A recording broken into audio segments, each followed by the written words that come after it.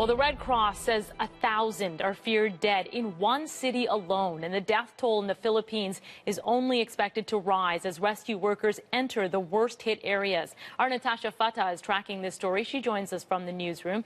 Natasha, what are people in the Philippines dealing with today? Well, Christine, have a look at this. If we can take this full frame, this is what the people of Philippines, particularly in the central part of the country, are dealing with. These are images from the city of Tacloban, which has been the worst hit during the typhoon. As you can see, homes have been completely flattened, and these are places where people were just having their dinners last night, where they were with their families. All of these roofs just completely flattened to the ground. It gives you a sense of the devastation. Here's another road in Tacloban, and you can see that a massive tree has been uprooted right from the ground. That's because of those powerful wind gusts. Again, here you can see a car has been turned upside down in the middle of the street. There's a couple of people here and here trying to recover what they can from the scene. And then we're seeing a lot of images like this of people gathering what they can now that the typhoon has moved on, collecting what few objects they have and trying to make sense of the situation. But we know tens of thousands of people are now homeless in that area.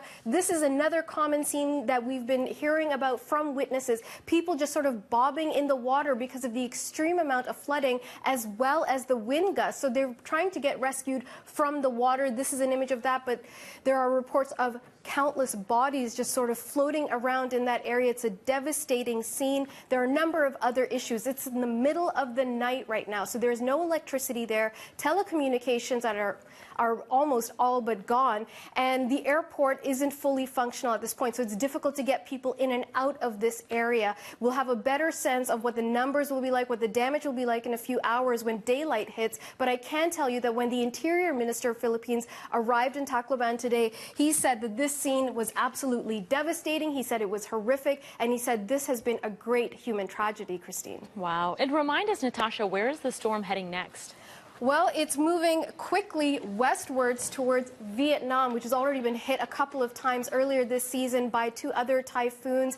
People there are in the midst of preparing, as you can see, reinforcing their homes, their schools, their buildings. The Prime Minister has all but declared this a state of an emergency. He's asking the military to help and provide relief wherever they can. But people in Vietnam are just in the midst of recovering from those other two typhoons that they were hit with. So they're looking at images like these from the Philippines, and they're very concerned that by this time tomorrow, this is what parts of Vietnam are also going to look like. Yeah, it must be a very tense time. Natasha, thanks for the latest. You're welcome.